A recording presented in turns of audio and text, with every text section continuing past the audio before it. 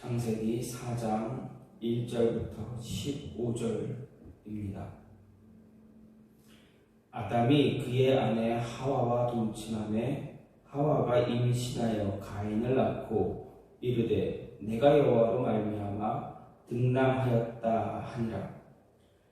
그가 또 가인의 아우 아벨을 낳았는데 아벨은 양치는 자였고 가인은 농사하는 자였더라.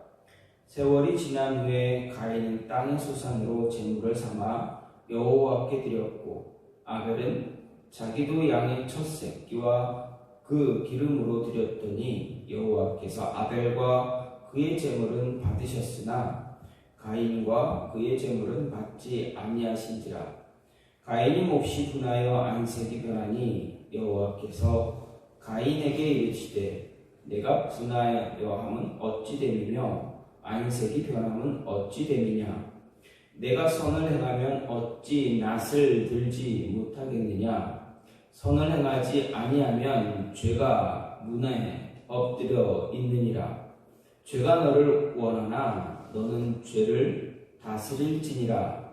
가인이 그의 아우 아벨에게 말하고 그들이 들에 있을 때에 가인이 그의 아우 아벨을 쳐 죽이니라. 여호와께서 가인에게 이르시되 내 아우 아벨이 어디 있느냐. 그가 이르되 내가 알지 못하나이다. 내가 내 아우를 지키는 자니이까. 이르시되 내가 무엇을 하였느냐. 내 아우의 핏소리가 땅에서부터 내게 호소하느니라. 땅이 그 입을 벌려 내 손에서부터 내 아우의 피를 받았은즉 내가 땅에서 저주를 받으리니 내가 밭을 갈아도 땅이 다시는 그 효력을 내게 주지 아니할 것이요 너는 땅에서 피하며 유리하는 자가 되리라. 가인이 여호와께 아뢰되 내 재벌이 지기가 너무 무거우니이다. 주께서 오늘 이 지면에서 나를 쫓아내시온즉 내가 주의 낯을 배웁지 못하리니 내가 땅에서 피하여 유리하는 자가 될지라. 물은 나를 만나는 자마다 나를 죽이겠나이다. 여호와께서 그에게 이르시되 그렇지 아니하다. 가인을 죽이는 자는 벌을 7배나 받으리라 하시고 가인에게 표를 주사 그를 만나는 모든 사람에게 죽임을 면하게 하시니라. 아멘. 오늘 말씀 창세기 4장 1절부터 15절 말씀입니다. 창세기의 말씀을 보게 되면 하나님이 세상을 창조하셨습니다. 하루, 이틀, 사흘, 나흘 이렇게 쭉 6일 동안 하나님께서 세상을 창조하셨습니다. 그리고 하루하루 지나실 때마다 하나님께서 하신 말씀이 있습니다. 보기에 좋았다라고 하셨습니다. 즉 하나님께서 세상을 만드실 때마다 그 하루하루가 매우 좋았다. 하나님이 만족하셨다. 완벽하게 세상을 하나씩 하루하루 이렇게 만드셨다. 창조하셨다라는 것입니다. 그런데 마지막 6일째에는 하나님이 무엇라 말씀하셨습니까? 조금 다르게 첫째 날부터 다섯째 날까지 말씀하셨던 것과는 조금 다른 말씀을 하십니다. 무엇라 말씀하셨습니다? 말씀하셨습니까? 보기에 심히 좋았다라는 말씀하십니다. 그냥 좋았다라는 표현이 아니라 심히 좋았다라는 것입니다. 즉 첫째 날부터 6일째, 여섯째 날까지 창조를 다 마치시고 정말 기뻐하셨다라는 것입니다. 마지막 날의 창조는 더 기뻐하셨던 것입니다. 즉 하나님께서 6일 동안 창조하신 이 날이 이 6일이 정말 하나님 보시기에 완벽한 창조의 모습이었다. 무엇 하나 흠이 없는 그러한 창조의 과정이었다라는 것입니다. 그런데 어떻습니까? 그 창조의 과정을 지났는데 얼마가 지났는지 알 수는 없지만 하나님이 지으신 창조물로 인해서 세상에 죄가 들어오게 되었습니다. 그 죄가 들어온 이후로 어떻게 됩니까? 세상의 저주를 받게 되었습니다. 최초 인간의 범죄로 인해서 세상에 죄가 들어오게 되었고, 이후 인류의 역사를 어떻게 됩니까? 온 세상의 역사가 죄로 점철되는 그런 타락한 역사로 변하기 시작되어졌다는 것입니다. 그 가운데서 오늘 말씀은 인류 최초의 살인사건의 배경이 되는 아담의 두 아들 가인과 아벨의 제사, 그리고 그 제사의 결과에 대한 기록입니다. 그리고 인간의 범죄로 말미암아 세상에 유입된 죄의 심각한 파괴성이 어떤 것인가를 보여줍니다. 아담으로 인해서 타락하고 부패한 인간의 심성에 이제 시기심이라는 또 다른 죄의 모습이, 죄의 형태가 자리를 잡게 되었다라는 것입니다. 그래서 오늘 말씀을 두 부분으로 나눌 수가 있는데 1절부터 7절 그리고 8절부터 15절 이렇게 나눠볼 수가 있는데, 1절부터 7절은 아담의 두 아들 가인과 아벨이 각각 땅의 수산과 양의 새끼로 하나님께 제사를 드린 사실, 그리고 하나님께서 아벨과 그의 제물은 받으셨지만 가인과 그의 제물은 받으시지 않은 사실을 기록합니다. 그리고 그에 대한 가인의 반응이 기록되어져 있습니다. 그리고 18절부터 15절 말씀은 인간의 시기심으로 인해서 발생한 최초의 살인이자 권력상당, 즉 가족 간의 비극을 소개하고 있습니다. 최초의 살인도 참 무서운 그러한 모습이지만 그 살인이 가족 간의, 형제 간의 살인이었다라는 것입니다. 즉 오늘 말씀은 아벨과 동일하게 하나님께 제사를 드렸지만 하나님께서 동생 아벨의 제사만 받으신 것에 대해서 분노하고 시기심으로 말미암아 동생 아벨을 죽인 가인의 살해 사건입니다. 이런 오늘 말씀은 아담의 죄로 인해서 세상에 유입된 죄가 얼마나 큰 파괴성을 보여주는지 잘 보여줌으로써 우리로 하여금 죄에 대해서 다시 한번 생각할 수 있게 해주는 그러한 사건입니다. 근데 조금 생각해 보면 왜 아담과 하와가 하나님 앞에서 죄를 짓고 동산에서 쫓겨난 이후에 가장 먼저 기록된 사건이 가인과 아벨의 사건인가 하는 것입니다. 다른 많은 좋은 이야기들도 있는데 왜 가인과 아벨의 살인 사건이 아담과 하와가 쫓겨난 이후 바로 그러한 사건이 발생했는지, 또 그 사건을 기록하고 있는가 하는 것입니다. 그렇다면 분명 가인이 동생 아벨을 죽인 이 사건은 분명하게 우리에게 전해주는 메시지가 있다라는 것입니다. 아담과 하와를 통해서 죄가 세상에 들어왔습니다. 그리고 세상이 변하기 시작되어졌습니다.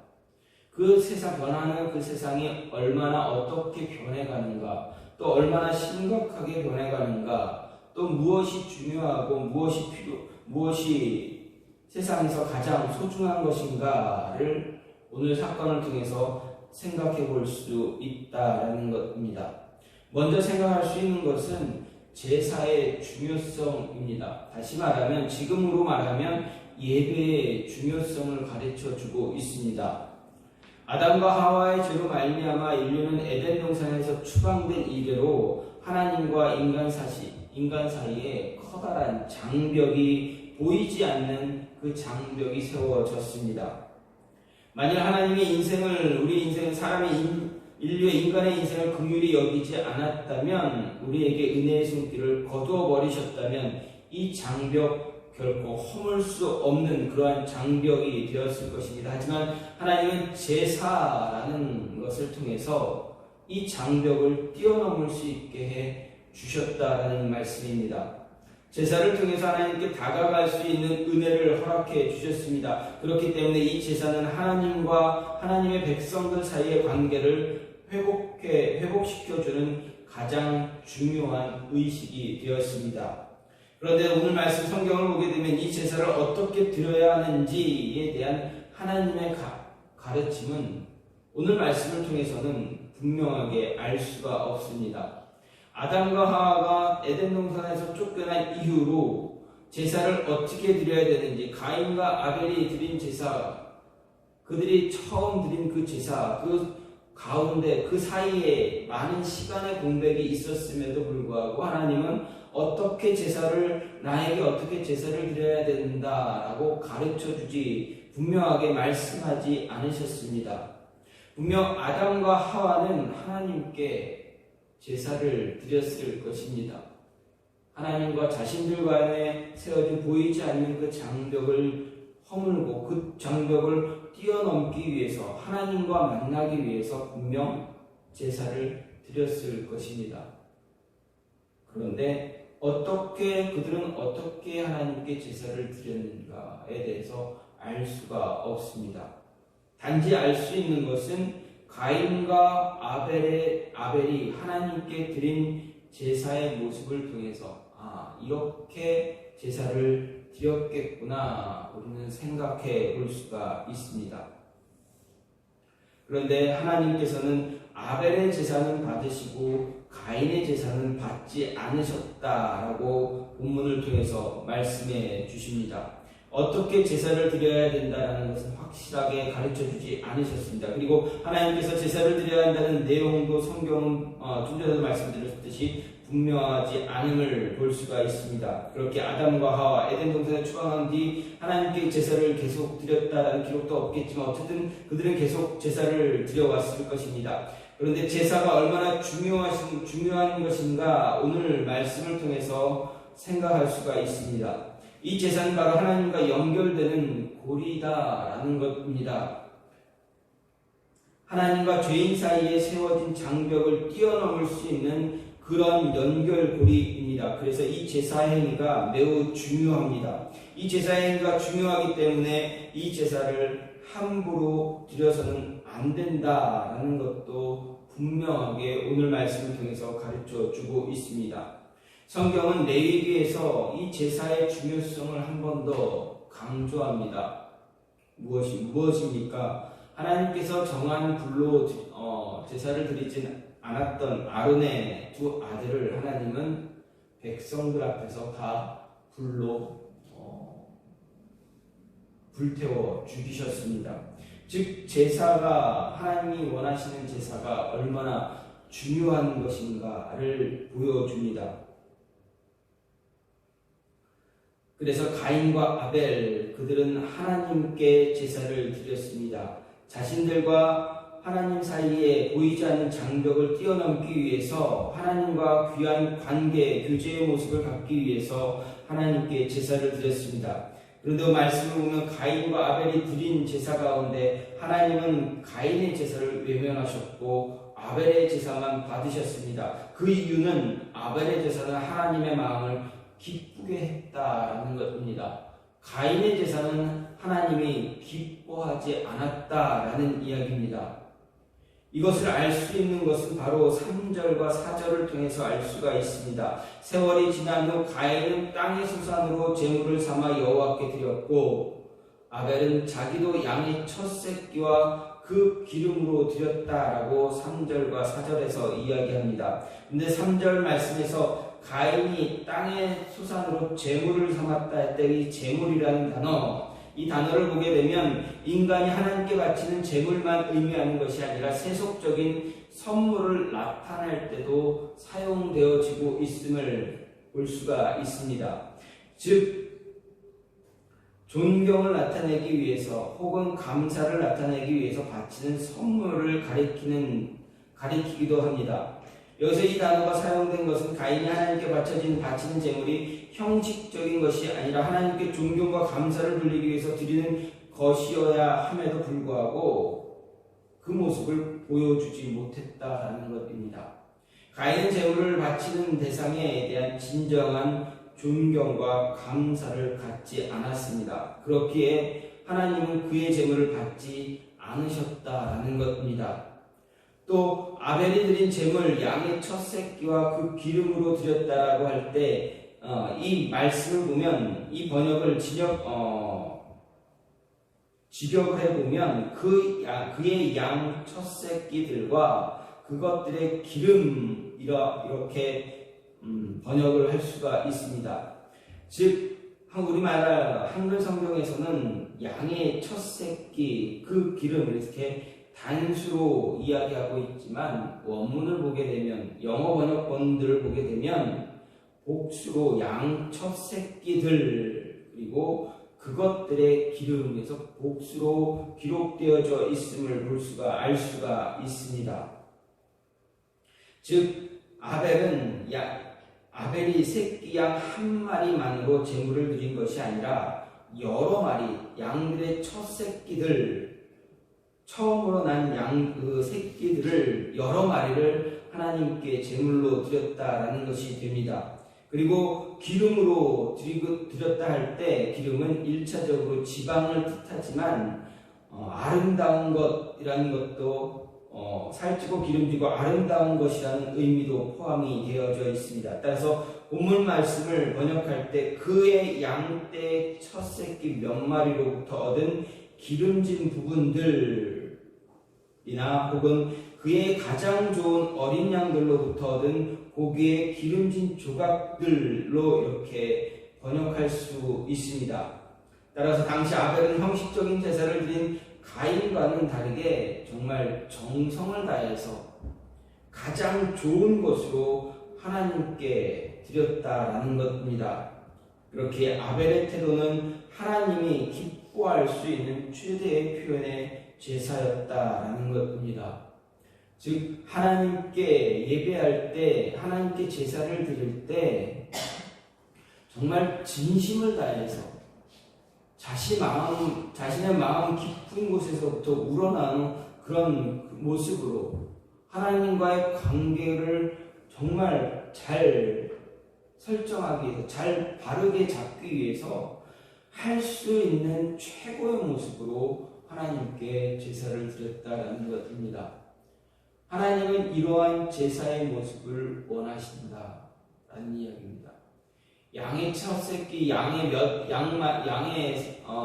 소산, 그 좋은 그 양의 몇 마리, 그 복수로 여러 마리를 잡아서 하나님께 드렸기 때문에 받으신 것이 아니라 피를 흘리는 제사를 드려서 받으신 것이 아니라 하나님이 기뻐하시는 아벨의 제사는 아벨의 예배는 그가 하나님께 예배드리기 위해서 제사하기 위해서 얼마나 신중을 기했는가를 보여주는 것입니다. 하나님이 원하는 제사는 하나님이 원하는 예배는 바로 우리들의 이러한 모습, 마음가짐이라는 것입니다. 하나님과의 관계를 잘 갖기 위해서 그 관계를 정말 하나님이 기뻐하는 모습으로 만들기 위해서 얼마나 그 중심에 간절함을 가지고 제사를 드리고 예배를 드렸는가라는 것입니다. 그것을 우리에게 가르쳐주고 있습니다. 제사가 얼마나 중요한가, 하나님 앞에서 하나님과의 관계를 바르게 만들기 위해서 예배하는 것이 얼마나 중요한 것인가를 가르쳐주고 있습니다. 또한 죄의 심각성도 우리에게 이야기해주고 있습니다. 5절 말씀을 보면 하나님이 가인이 드린 제물을 받지 않았다라는 것과 그로 인해서 가인이 분노하고 있다는 것을 알 수 있게 됩니다. 그래서 가인은 자신의 제물을 받지 않았기에 몹시 분해서 안색이 변했다라고 5절은 말합니다.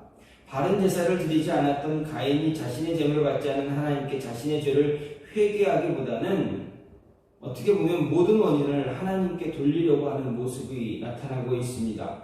이런 모습을 볼 때 죄가 가지고 있는 심각성, 그 죄가 계속 발전하고 있다라는 것을 가르쳐주고 있습니다.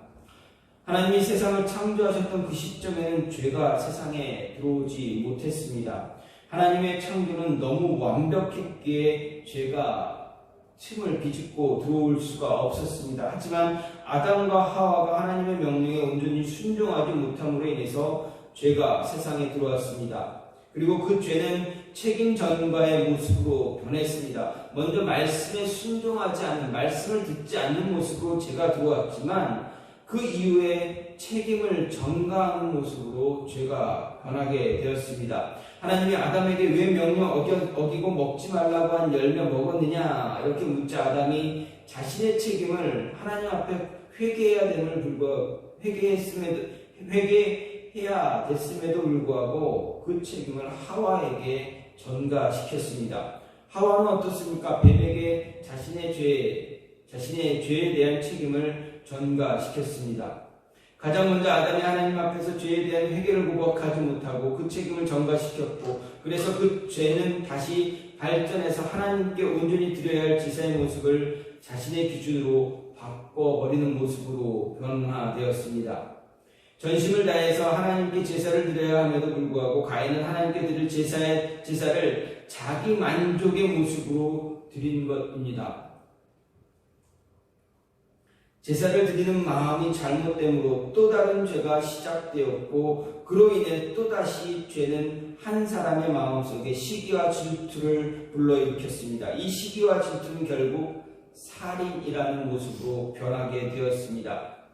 그 뒤 죄는 또다시 어떻게 됩니까? 살인을, 자신의 동생 아벨을 죽인 것을 회피하는 마음을 갖게 만들었습니다. 아담과 하와로 시작된 죄는 시간이 지날수록 시간이 지남에 따라서 변이 되었다라는 것입니다. 마치 바이러스가 환경을 따라 변이되듯이 죄의 모습이 변이를 시작했다라고 할 수가 있습니다. 결국 이 죄는 더욱 심각하게 조금씩 심각하게 변화되어서 우리 주변을 떠돌며 지속적으로 죄를 짓게 만든다는 것입니다. 그래서 성경은 죄가 죄를 낳고 끝내 사망으로 인도한다고 경고하기도 했습니다. 하지만 죄의 이 심각성에도 하나님은 이 죄를 다스릴 수 있다라는 것을 우리에게 가르쳐 주시기도 했습니다. 아무리 심각한 죄의 모습이 우리 주변을 떠돈다 할지라도 하나님은 가인이 스스로 이 죄를 다스릴 능력이 있다는 것을 가르쳐 주시기도 하셨습니다. 아무리 죄가 자신을 덮치려 할지라도 너 자신이 그 죄를 다스릴 수 있으니 그 죄를 다스리라 라고 분명하게 가인에게 말씀해 주셨습니다. 그래서 7절 말씀을 보면 죄가 너를 원하나 너는 죄를 다스릴지니라 라고 기록되어져 있습니다. 그런데 어떻습니까? 가인은 자신이 그 죄를 다스릴 수 있음에도 불구하고 그 죄를 다스리지 않았습니다. 다스리지 못하고 더 심각한 죄의 구렁텅이로 빠져들고 말았습니다. 가인이 죄를 다스리지 못한 결과, 그 결과로 인해서 우리는 죄를 다스릴 수 있는 시기를 놓치게 되었습니다. 여기서 죄의 심각성은 그 시기를 놓치게 되면 어떻게 됩니까? 되돌릴 수 없게 된다라는 것을 가르쳐 줍니다. 더 심각한 모습으로 변해버립니다. 결국 죄로 인해서 가인은 하늘의 소망을 놓치게 되었고 땅만 바라보며 살아가는 그러한 처참한 모습이 되어버렸습니다. 이렇게 죄는 우리로 하여금 하늘의 소망을 바라보지 못하게 합니다. 결국 땅만 쳐다보고 땅만 의지하게 만들어버립니다. 인생이 비록 땅을 밟고 땅에서 부대끼며 살아간다 할지라도 궁극적 소망은 하늘에 두어야 합니다. 그런데 죄는 우리로 하여금 하늘의 소망이 아닌 세상만 바라보게 하는, 땅만 바라보게 하는 모습을 갖게 함으로 인해서 하나님을 바라보지 못하게 한다라는 것입니다. 죄의 심각성은 바로 이렇게 우리로 하여금 하늘의 소망이 아닌 세상의 소망을 두게 합니다. 하나님 잊어버리게 만든다라는 것입니다. 결국 땅만 의지하던 가인이 어떻게 됩니까? 그 땅에서 저주를 받았고 땅에서 피하며 유리하는 방황하는 그러한 신세가 되고 말았습니다. 세상을 방황하며 세상만 바라보다가 살아가는 그러한 신세가 되어 버렸습니다. 죄가 얼마나 심각한 영향을 주는지, 죄가 얼마나 심각하게 변이 되고 변화가 돼서 우리의 삶을 망가뜨리는지를 오늘 말씀을 통해서 생각할 수가 있습니다. 그럼에도 하나님께서는 어떻게 합니까? 가인에게 사랑과 은혜를 베풀어 주십니다. 즉 죄인된 우리에게 하나님은 끝까지 사랑과 은혜를 베풀어 주실 것이다 라는 말씀입니다. 아담과 하와가 죄를 지은 이후에도 하나님께서는 그들에게 큰 사랑과 은혜를 부어 주셨습니다. 죄를 짓고 그들은 나뭇잎으로 몸을 가렸습니다. 그때 하나님은 그들에게 어떻게 해주셨습니까? 동물의 가죽으로 옷을 입혀 주셨습니다. 그것은 바로 하나님의 은혜, 하나님의 사랑이다라는 것입니다. 그 사랑이 가인에게도, 자신의 동생 아벨을 돌로 쳐 죽인 가인에게도 그 은혜는 똑같이 나타나고 있음을 알 수가 있습니다. 그래서 14절, 15절 말씀을 보게 되면 하나님은 무릇 나를 만나는 자가 나를 죽이겠나이다 라는 가인의 호소를 들으셨고 그에게 표를 주심으로 인해서 죽음을 면하게 하신 사실도 볼 수가 있습니다. 이것은 죄인을 향한 하나님의 자비가 얼마나 크고 놀라운가 다시 한번 잘 보여주는 것입니다. 사실 가인은 하나님으로부터 이런 은혜 받을 만한 자격을 갖춘 사람 아닙니다. 자신의 뜻과 방법대로 제사를 드렸기에, 그래서 하나님께 합당하지 않은 그런 제사가 되었기에, 그런 제사를 잘 알고 있으면서도 회개하지 않았던 가인이기에 이러한 은혜, 이러한 사랑 받을 만한 자격 없습니다. 그리고 계속해서 자신의 뜻과 방법대로 살기를 고집했습니다. 마침내 최초의 살인자가 되었습니다. 그것도 동생을 살인한 사람이 되어버렸습니다. 뿐만 아니라 자신의 죄에 대해서, 하나님의 저주에 대해서도 원망만 일삼는 그러한 사람이 되었습니다. 한마디로 가인은 우리가 흔히 사용하는 말로 구제불능의 사람이, 그런 존재가 되어버렸습니다. 하나님은 가인에게 끊임없이 기회를 주셨습니다. 죄가 너를 원하지만 너는 죄를 다스릴 수 있다. 죄를 다스려라 이야기합니다. 회개의 시간을 끊임없이 주었습니다. 그럼에도 가인은 어떻습니까?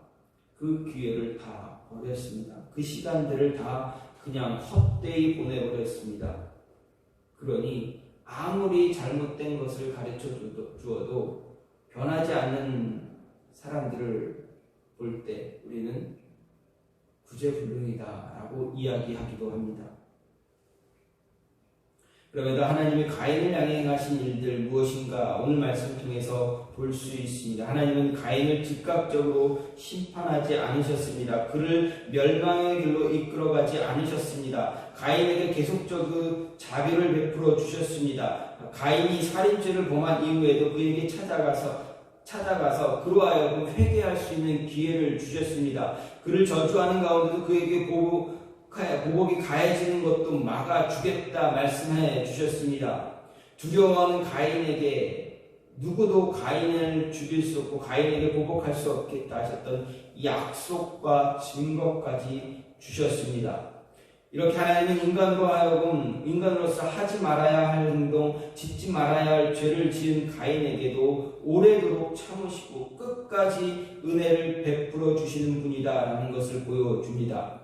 하나님의 사랑과 은혜는 무엇으로도 막을 수 없다라는 것을 보여주시고 그 사랑과 은혜를 확실하게 보여주셨습니다. 그리고 이런 하나님의 무한한 자비로운 성품은 죄를 범한 인간들로 하여금 다시금 소망을 가질 수 있게 해주셨다라는 것입니다.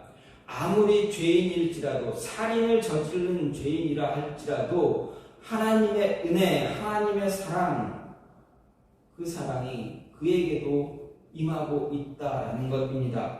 하나님을 믿고 예수 그리스도를 구주로 고백하고 무릎 꿇고 하나님께 자신의 죄를 고백하는 자에게, 하나님께 나아가는 자들에게 하나님은 끝까지 내가 너희를 잡아주겠다, 붙잡아주겠다, 사랑해주겠다, 너희에게 은혜를 허락해주겠다라는 것입니다.